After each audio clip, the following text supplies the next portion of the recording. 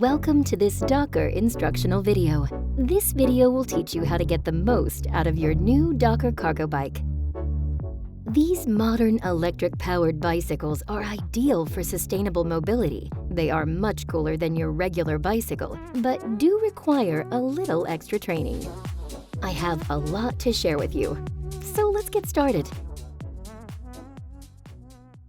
This cargo bike is, of course, quite a bit bigger than the bicycle you have at home. In other words, you're taking up quite a bit of space on the bicycle lane. Be aware of this and anticipate oncoming traffic. DOCKR cargo bikes are ideal for transporting large quantities of goods. Fully loaded, they weigh more than a motorcycle. Always make sure your tires are properly inflated before you set off.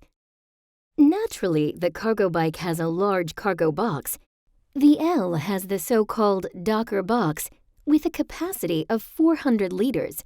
That's more than a hatchback. You open the box with a separate, larger key, turn the knob, and the lid unlocks. Be sure to insert the key properly before turning, otherwise the key may break off. The bicycle has an adjustable saddle for people between 155 centimeters and 195 centimeters.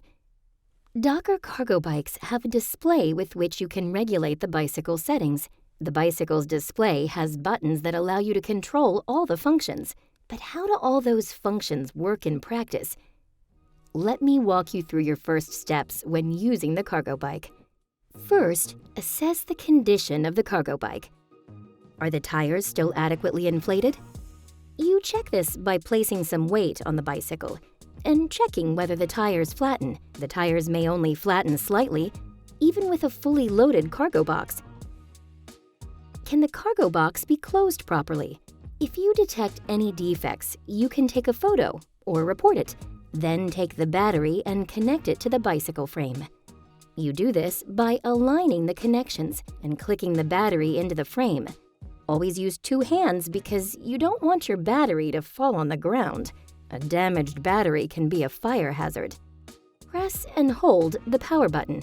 Once the screen is on, walk around your bike and check if both lights are working. Do not forget to turn off the lights when you're not using them to extend battery life.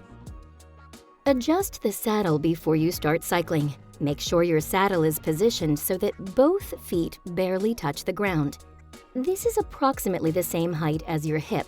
This position ensures that you do not have to pull up your legs too much while cycling. This will decrease the chance of injuries and make your journey way more comfortable.